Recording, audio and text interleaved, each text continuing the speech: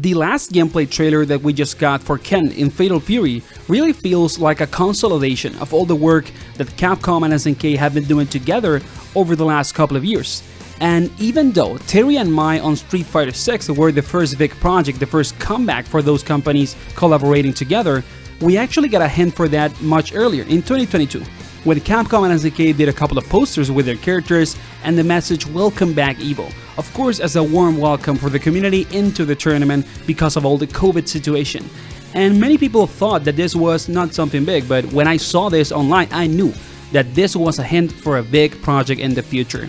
And I truly think that we are gonna get Capcom vs SNK 3 sooner or later. But now it really feels like it's gonna happen soon. And we might have the chance of getting a teaser trailer for CVS 3 in EVO 2025. You really just have to start connecting all the dots, because since 2022 and that poster promotional project, which was the first big hint for Capcom and SNK coming back into terms to work together, there have been so many other collaborations over the years. For example, in 2023, King of Fighters All-Stars got Street Fighter guest characters into the game, and in case you don't know, KOF All-Stars is basically a mobile game made by SNK.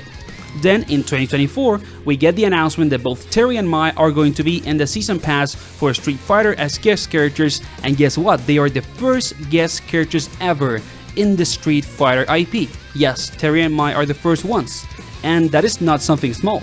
It is a huge sign of a very high level of collaboration and friendship between the two companies in both personal and business terms. And then we move more into the future and we get a couple of re-releases of their older fighting games in which they collaborated together, like SVC Chaos, which got a release, and also Capcom vs SNK 2 that was a part of the Capcom Fighting Collection 2, just like SVC 1 also. So again, you connect the dots and everything seems very obvious. And then we move into 2025 and we get, of course, Ken and Chun-Li on Fatal Fury. So doesn't it feel like this is the perfect moment to announce CVS 3? With all this list of collaborations going from small ones like posters or mobile guest characters into DLCs and more.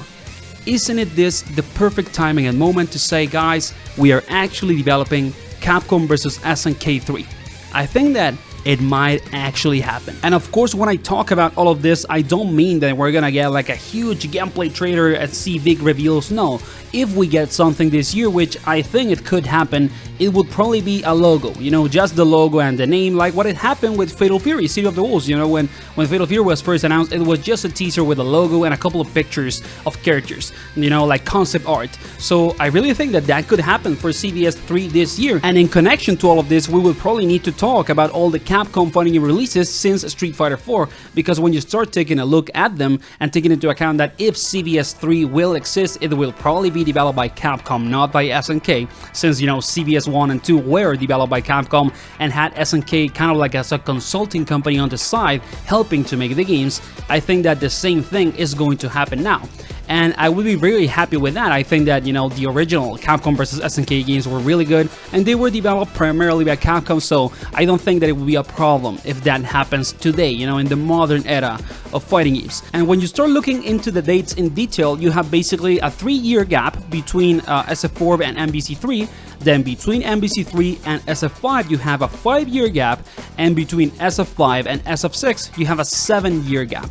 So there is a pattern here, you know, there is a larger number of years between each new title. And the developers of SF5 that were later, you know, in charge of the game and also are in charge of SF6 were open about the fact that they wanted to release Street Fighter 6 earlier than what they actually did, but they ended up delaying the game and giving SF5 a couple of more seasons, and that is why we actually got Luke, which was supposed to be released in the first place with SF6 because he's the new protagonist of the series. So it is very obvious that they are trying to take a huge gap in between the games and basically work with them in a lot of detail and make big releases. But Capcom now is a much bigger company and much more successful than they were when they released SF5. SF5 was basically released in the dark years of Capcom. You know, nowadays after the release of a couple of Resident Evil remakes like RE2 and RE4, and also other games that have been super successful like like SF6 and like Monster Hunter Wilds, Capcom has basically become a new like god-tier developer in Japan, and there's a really big chance that they have much more workers in pure number terms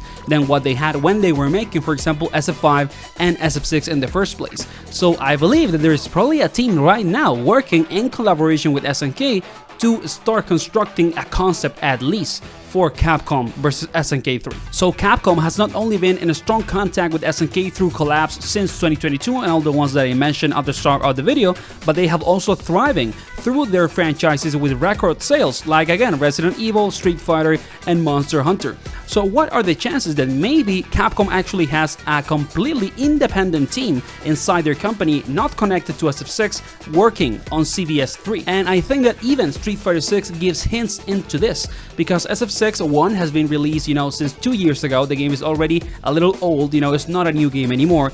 And 2, the updates for SF6 are not that big when you think about them. We only get 4 DLC a year, which is a very limited number of characters. We could easily be getting 6, for example, if they were going like full throttle with the game and basically the available characters through each season pass. We also get costumes on a very slow pace, and the balance changes for the game tend to be very conservative changes. They don't make huge transformations into the game at all. Like, the game is very much almost the same than what it was when it got released in the first place. So maybe, just maybe, what are the chances that a big portion of the SF6 development team jump into CVS3 development right after the launch of SF6? So with all of these points into account, and of course also the immense financial success of Capcom in the last few years, there is a significant chance that half of the development team, for example, stayed with the project and made all the DLC, costumes, and balance updates, and then the other half of the development team for SF6 was actually reallocated into a Capcom versus SNK 3 project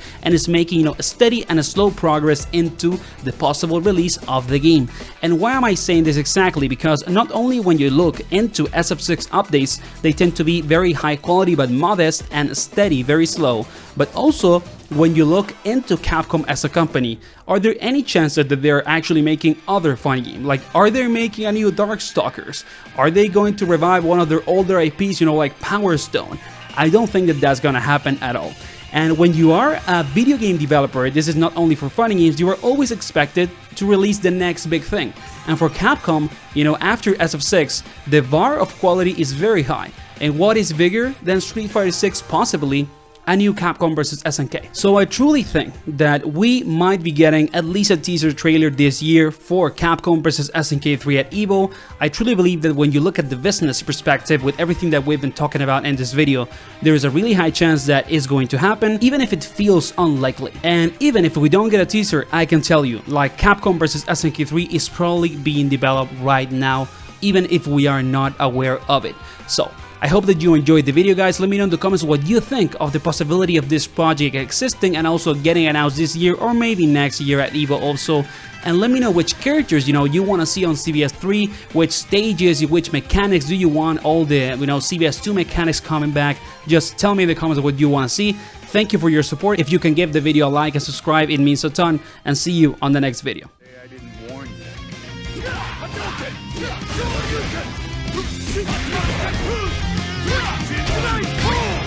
Shoot!